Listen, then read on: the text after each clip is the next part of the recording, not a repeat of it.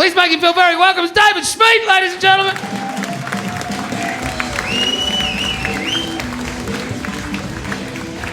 Wow.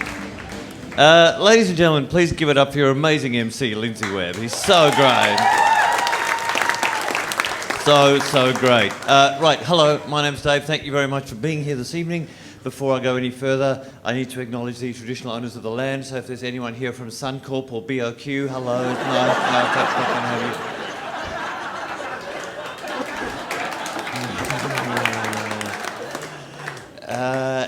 As I have a brief chat with you guys this evening, you will notice that I have the fake trace of an accent that comes out from time to time.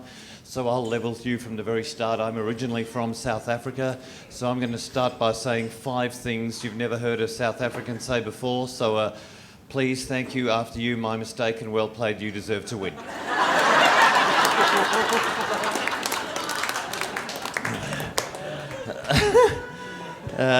Also Jewish. Where my Jews at, Brisbane? Really? Fuck, that never happens. Awesome. Hello, shalom. You and me. You got to use whatever life throws at you, so I'm setting up a service with McDonald's just for South African Jews like myself. It's called the Never Happy Meal. And it's available 24/6. Just a little Sabbath joke I'm particularly proud of. Oh, before I forget. So, ladies and gentlemen, I'm visiting your beautiful city from Sydney, and it struck me last night, so I have lots of time at home during the day watching the news and stuff, and we don't have natural disasters in Sydney like Queensland has natural disasters. So I'm going to do this thing. We started it last night, and we're going to do it tonight. I'm going to pass, this is a bucket. If you feel like donating to the Townsville flood people, just drop a couple of coins in, and we're just going to pass it around, and we're just going to donate it at the end of the show tomorrow. So no pressure, but if you want to, hey, phone boy. Fucking hell. Fucking hell. Will you excellent work thing. So just like, if you feel like putting something in it, do. If you don't, fucking fine. But just, it's going to the flood relief people, and I just wanted to do that. This guy's looking in to see if he can take something out. He fucking, yes, you. Your Brendan Favola Memorial hairdo.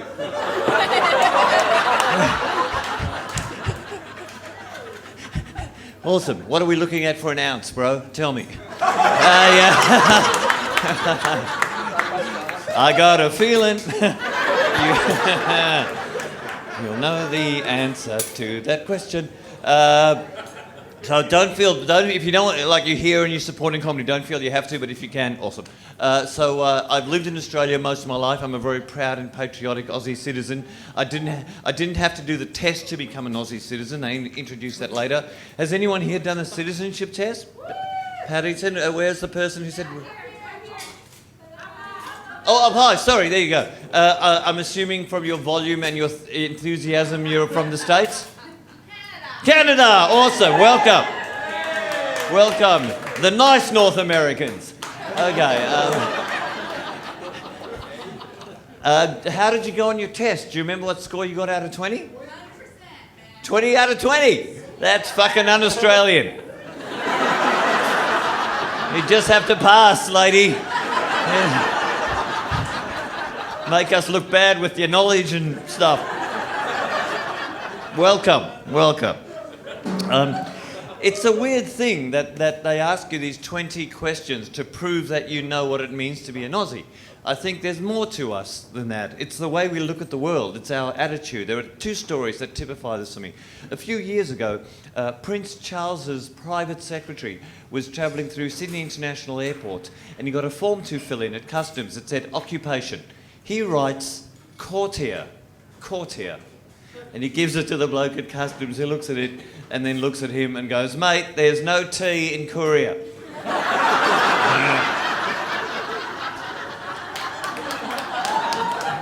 Welcome to Australia. The second story is Canada. Do you know who Ivan Milat is? Yes, no? Oh, because I want you to be in on the joke. No? Okay. Oh, clearly it wasn't on the fucking test, was it?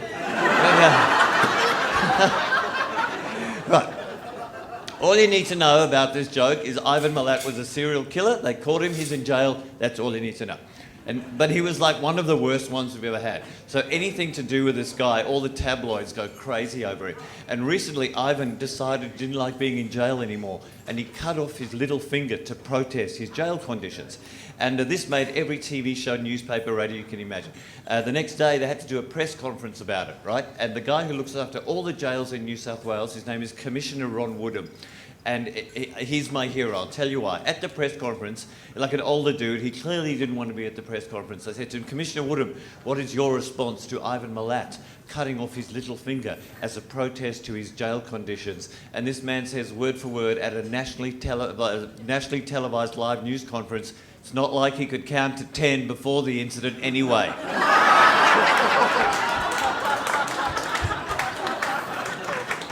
Is that the most beautifully Australian thing you've ever heard in your life?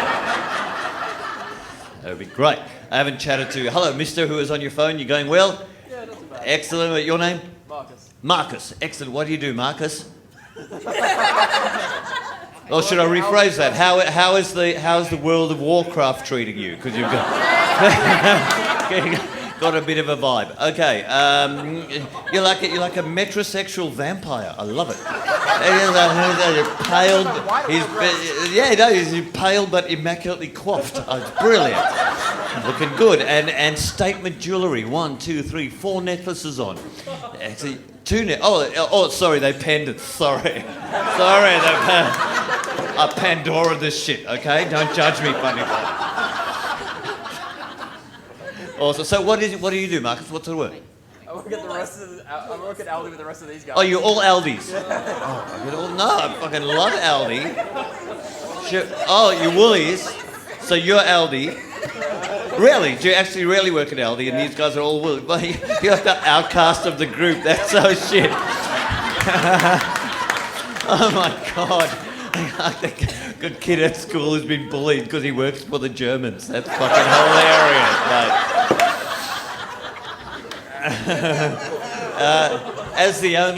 As one of 2 Jews in the room, feel free to bully the Germans all you fucking want, okay? No problem at all with that. I have to ask you. Sit down. Do you like my outfit? I put a bit of thought into the outfit tonight. I've come as a gay undertaker on holiday.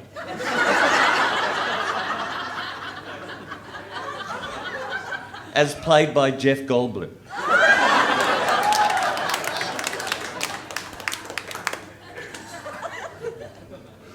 Man, I recently turned 50. I like being my age. It's a good age. Thanks.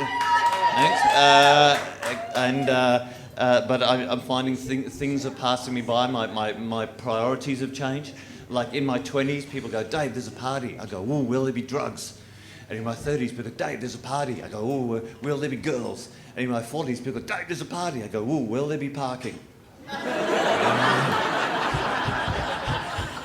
Yes, hey, who are you? I would chat to you. Hello, sir, how are you? Good? Excellent. Your name? Diane. Oh, they spoke to you before, right? Did someone speak to you from the stage before? No. Yeah, let's go with yeah. Yeah, sure. No, but I'm gonna mine the name. Dion. Excellent. Not Dion. You fucking went Dion. Good. Dion. I chose it myself. You chose. You went. I chose it myself. Awesome. Dion with a vengeance. Awesome. If you were a comedian, you could have so many awesome show titles. What sort of work do you do, Dion? I work in marketing. You work in marketing? Yeah. Good chat.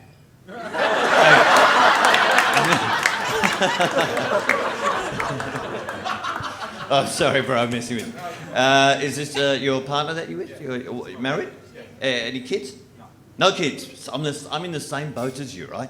And how long have you been together? Married or together? Together. Together 6 years. 6 years. Do people ask did he get it right, Mrs. DeLeon? No, you're going with 4. Okay, fucking hell, you guys have got to get your story straight. For someone who works in marketing, you're a bit sketchy around the deliverables, bro. I'm married to a lady, surprise, And, and her name is Kevin. Her name is Jenny. We've been together 18 years, and it's like in the first 10, people, when are you going to have kids? When are you going to have kids? And one of the things that freak me out about kids, about what names are hard these days, right? Where my mum? Are you any mums here? Excellent. Oh, you just went no. Those two, yeah. The epidurals at the back 2 tables. Those 2, right? Okay. How many kids do you have? 2, and what are their names? Dallas and Chloe. Oh, this fits into my joke perfectly. It absolutely does, right? Because the thing is, right, in the last maybe 15 years, Aussies have named our kids after places. Have you been to Dallas? Have you got any connection with Dallas? No, right? So Dallas, it's not just Dallas, Savannah, Phoenix, Dakota, Montana, Arizona, like lots of American names, right? I don't have a problem with it. It's just one time I want to meet an American who names their kid after somewhere in Australia. Just one American. Who goes, well, my boy in the black rubber mask, that's Gimpy.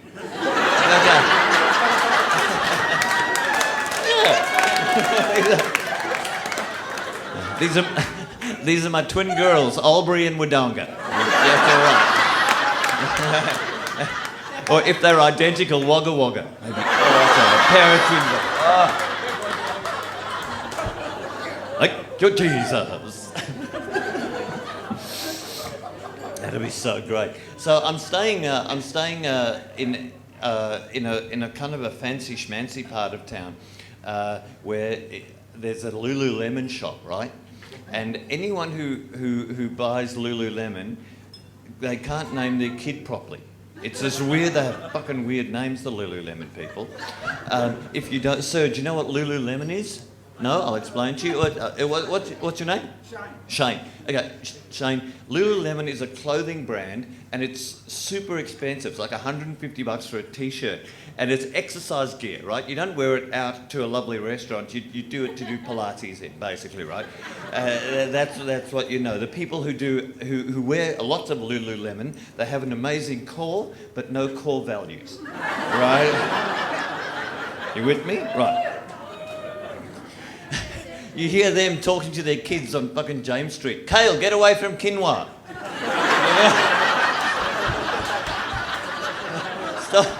Stop teasing gluten.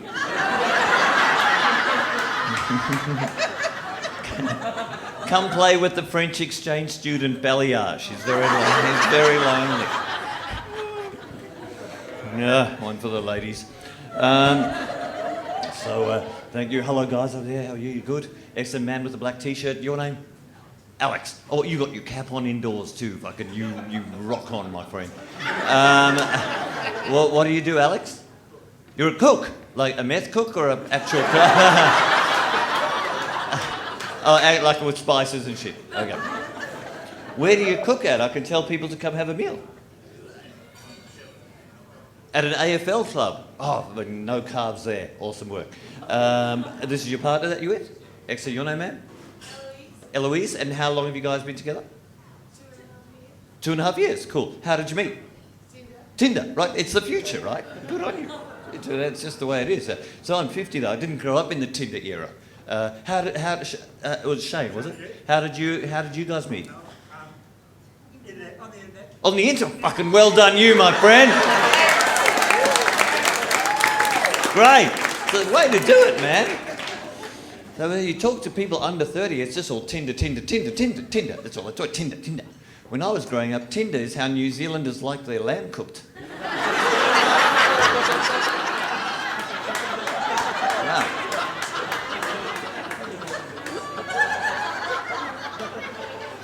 But I've got to tell you, like, I've got to tell you, the gays were ahead of the whole Tinder thing. Long before there was Tinder, there was Grindr, right? Long before, right? Grindr's the shit. So, and if you don't, Shane, do you know what Grindr is, Shane?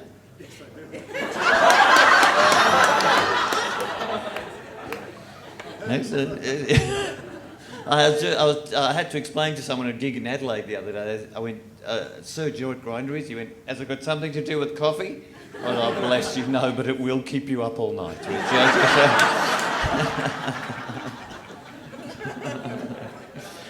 So, as I say, Grindr was the predecessor of Tinder. If you want to download it later, it's Grindr. Grindr. No E. No E. Which is pretty fucking strange for a gay gathering.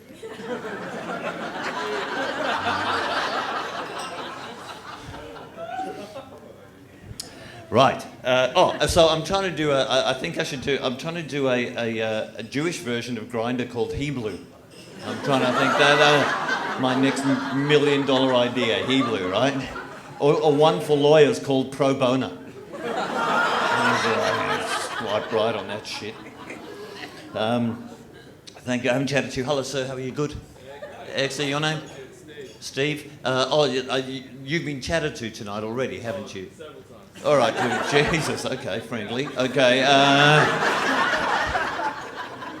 Also, so are you part of the Woolworths crew? Yeah, mate. Excellent work. So where does the Woolworths crew end? About halfway through the table. About halfway. Oh, at the back end. Are you not Woolworths? Nah, they're all We're Coles. You're shitting me. Are you serious? Are you seriously Coles, Aldi, and Woolworths at the one day?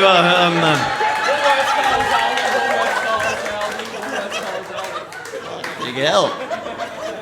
Are any of you the new girl?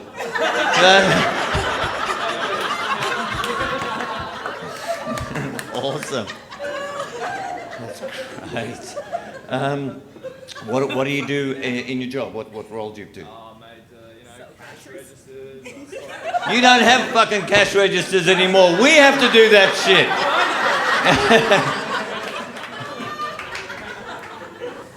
But at our cash registers, truffles cost the same as peaches. Also sound the same. Beep.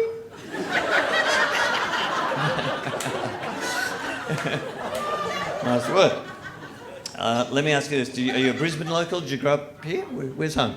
Yeah, Brisbane. Brisbane? Yeah, Okay. yeah. I don't need a pry, but I just need a direction for this joke. Straight or gay? Straight. Okay. Let me ask you this, right? Look, he's actually clutching invisible pearls, so I don't know.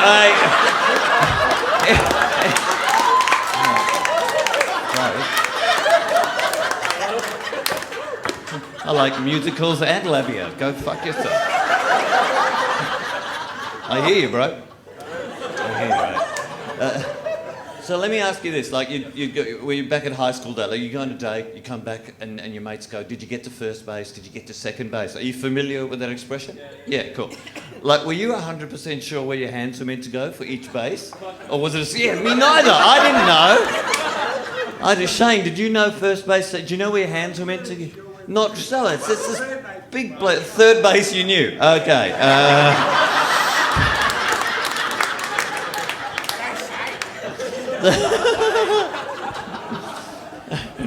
I want you to be my granddad.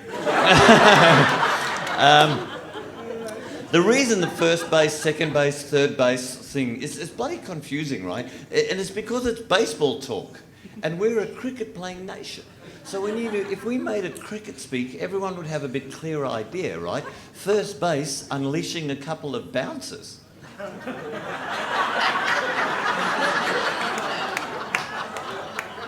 Second base, you've penetrated the middle order. You're into the all-rounders, right? Third base, you've copped an unexpected googly to the chin. A lively wicket. And fourth base, you're occupying the crease. None of that works. You go home for a full toss, right? Cricket is the fucking answer. I love it. Love it, man. Man, it's just... who having a chat to? Oh, look at the man in the white shirt. Hello, sir. How are you? Excellent. Your name? Cade? C-A-D-E? K-A-D-E. Excellent work. What do you do, Cade? You're an engineer. Are you a civil engineer? You're very polite.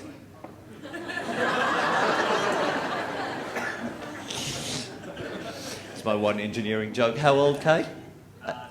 23. Oh, right. I have something to tell you.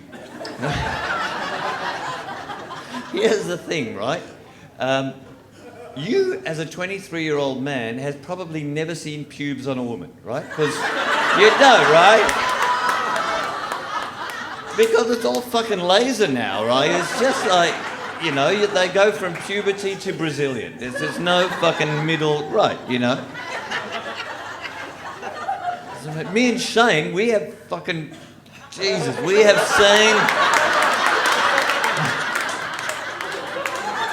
seen some forests.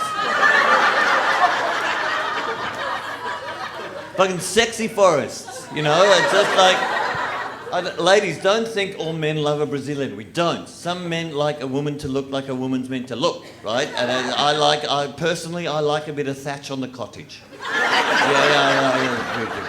It's homely. It's snug.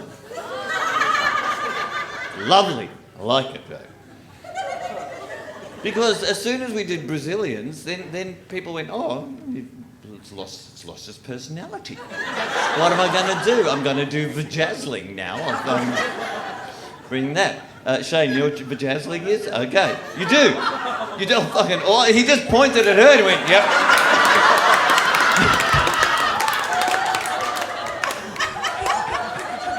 Give her a glue gun and a Diamante and she's on that shit. Do you know Shane? Is that your dad? Awesome work.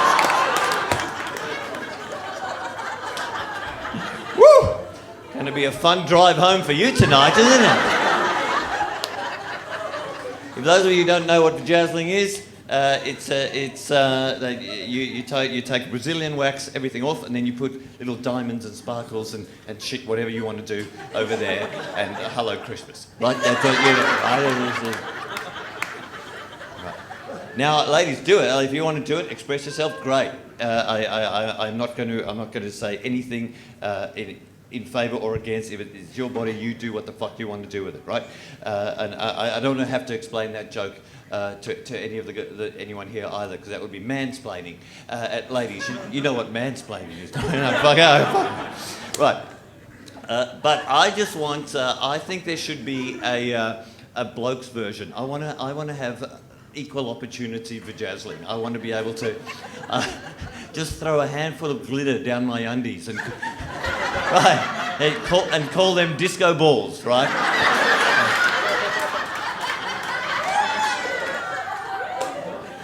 So pretty. I wanted to thank you. I haven't chatted to this lady. Hello, how are you? Good? This lady, white shirt, yeah, yes. Okay. I can see you. Is that your name? Mel. Mel, what do you do, Mel? Say again? A nurse. You're a nurse? Give her a round of applause right now. Right now! Hardest job in the world. So let me tell you, we've never met before, right? No. Because, okay. Because, oh, he's got a story about everyone. Put your fucking phone away, champion. Checking on the specials. What are you doing?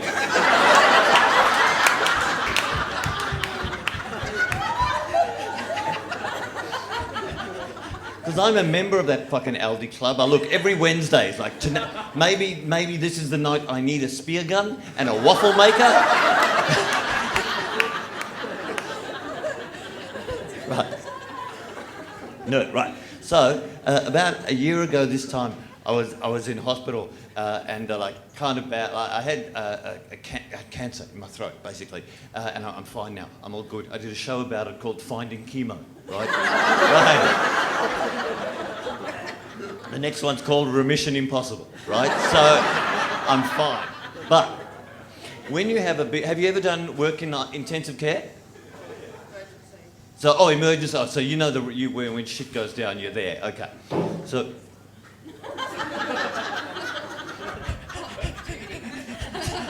It's my doctor going, not so fast, motherfucker.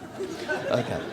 I was in intensive care, and they give you there's this drug called fentanyl, right? Fentanyl is what killed Prince, okay? And they gave me as much as I wanted. in a little thing that you just push the button and you just get into your bloodstream, right? I'm lying there, it's all good. And they do a thing when you're in the intensive care unit. It's called an anal swab. Anal swab. I'm not making it up. Am I a nurse? No, it's just a real thing, right? And I asked, and it sounds like exactly what it is. Okay, it's exactly what it sounds like, right? And for some reason, you'll know if you've ever been in hospital, like a stay overnight. For some reason, everything has to happen at hospital at 4:45 in the morning. That's when it, go. So I'm off my tits on fentanyl, and a guy comes in. He goes, "David, it's time for your anal swab," right? And he does the anal swab, right? And I'm half asleep. I'm going, "Did I imagine that?" And then I asked the nurse a few weeks later. I was like, "What? Why? In 2019, is that the best science we've got? Is that the best we've got? Why do you do it?" And she said, "Look, this is what it's done to stop infection spreading around the intensive care unit. That's why we do this thing." I went, "Oh, I've got an idea. If there wasn't one bloke running around the intensive care unit putting his finger in everyone's ass, maybe infection wouldn't spread."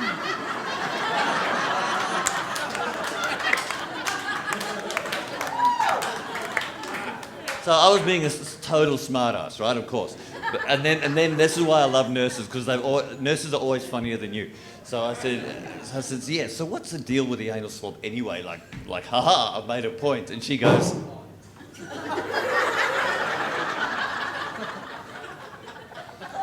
"Fucking hell. I don't know what you had for dinner, champion, but..." Okay. So I said, "What to deal with the anal swab?" Thinking I've won the conversation. And she goes, "We don't do anal swabs at this hospital."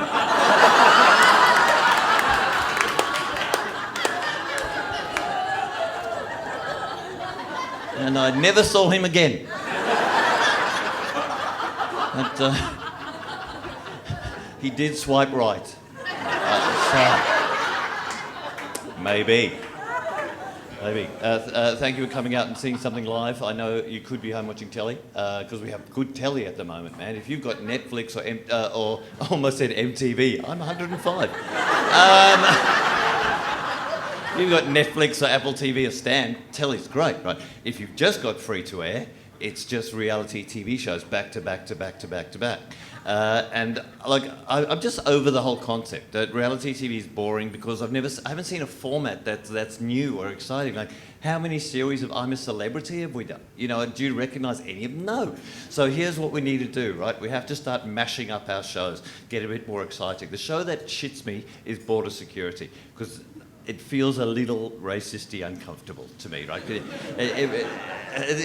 Every week they catch the same guy. What's his crime against Australia? He's got half a kilo of prawns, 2 chilies and a mango in his backpack, right?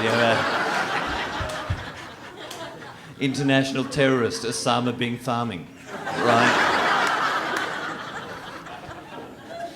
Now, I understand biosecurity, I get it, but I don't think these guys are out to break the law. I don't think it's intentional, I don't think it's malicious, I think it's delicious. Right? So this is what we need to do, a mashup of Border Security and MasterChef. It's called Border Chef, right? Border Chef. This is how Border Chef works. You have to cook a meal with the ingredients you're trying to smuggle into Australia. And if Matt Preston likes it, you can stay. I'd watch that. So watch that show. So another show I've got in development is you just get a group of single people in a room, open bar, and call it Munted at First Sight. Just see who hooks up, right?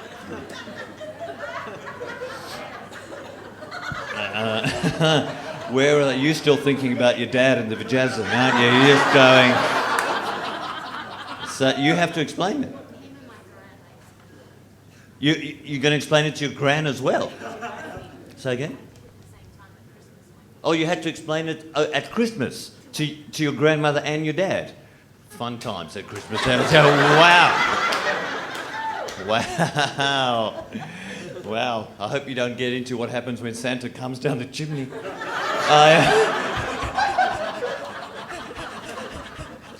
Look at me building a bridge with the Gentiles. Okay, I'm going to move on, right? So, where are are there single guys here tonight? Where are the single men here tonight?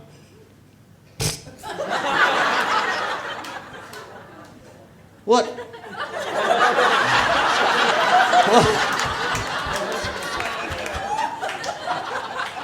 You got, it looks like there's a boy band in the front row. It is so I can no direction.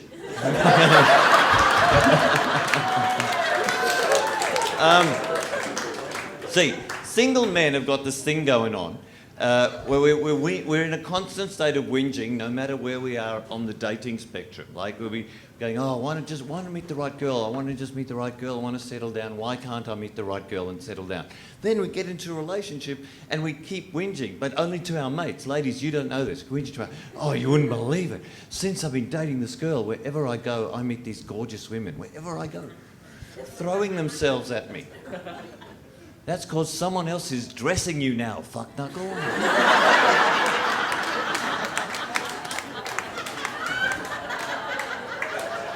Get that shit straight. Dion, have you been dragged to Country Road on a Saturday morning? Had the fucking Uniqlo treatment? Oh, fuck. I'm gonna go shortly. I brought some stuff to show you guys. Before I did this job, ladies and gentlemen, I was a writer. I wrote a few books. I always wanted to write a book that was like the great Australian novel, something that was a bit sad but kind of funny at the same time. And then I walked into a bookshop and I found that somebody's already written the saddest book of all time. So I brought it to show you guys. It's called Microwave Cooking for One.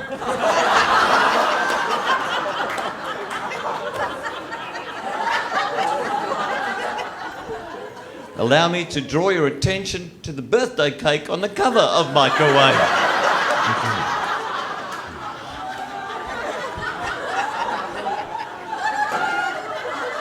Sad. Yeah. See, I'm too much of a child to have kids. I have a dog though. Where are my dog owners at? Excellent. What do you got? Dog, cat? Oh, sorry, what kind of dog?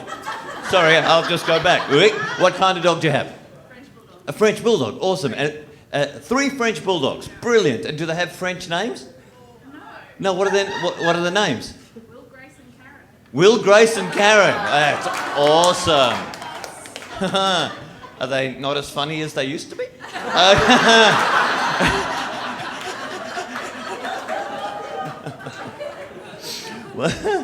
What's the rule? Are they allowed to sleep on your bed? What's the rule at your place? Yeah, me too. I can't. Do, but Karen's not. Yeah. Karen's just in the bar getting pissed. Oh, so awesome. So my dog's name is Barry. Barry Crocker Spaniel. And I thought I had the best dog pun name in the park. And then I met a bloke with a whippet called Good.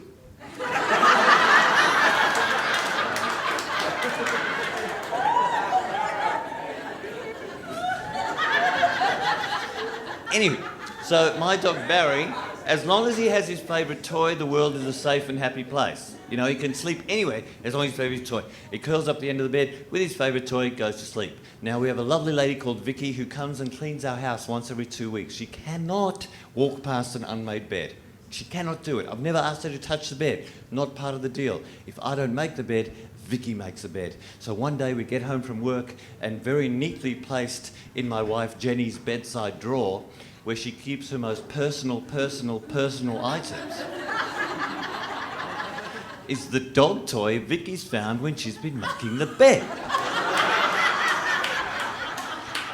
Ladies and gentlemen of Brisbane, what the fuck does she think we're doing with this thing?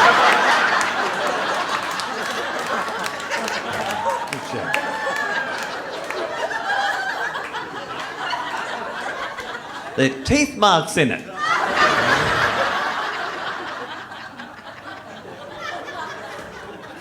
I'm going to leave you with this.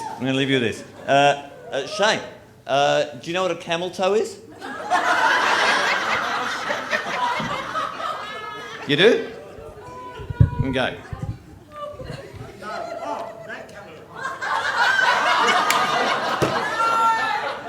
You went, no. Oh, that, yeah, good. I'm with you. Awesome. She's going, I can't believe we... Okay. If anyone doesn't know what a camel toe is, I'll very briefly explain it. When ladies wear... my ladies... hello, my lady in the turquoise shirt, short... what's your name? Diana. Do you know what a camel toe is? You with me?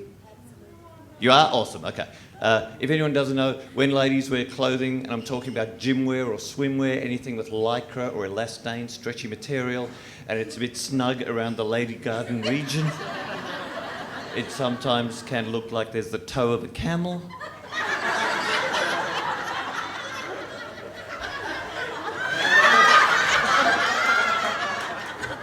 Camel toe. All right.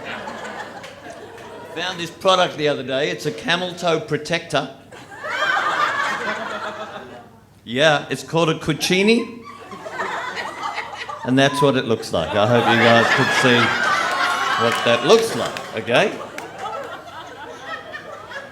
Goes down the front of the lady's pants, inside the undies, right? There's smooth finish. And it's a very clever product too, because it's designed to take you from camel toe to camel no.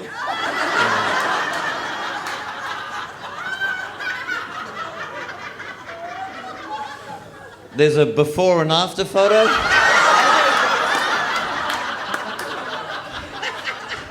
On the back of the pack, right?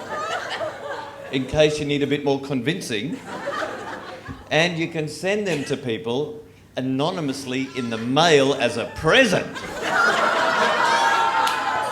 Like, how much fun would it be to write that card? Aldi, get onto this shit, right?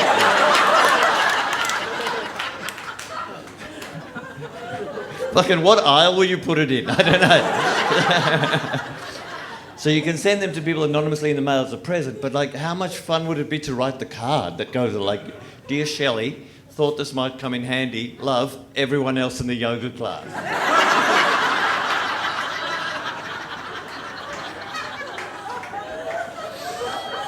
I'll leave you with this, ladies and gentlemen. The very best thing about the cucini is the slogan, "Our lips are sealed." Someone in marketing got the day off, I can tell you that. You've been a delight, as always, Brisbane. Thank you so much for having me. Have a great weekend.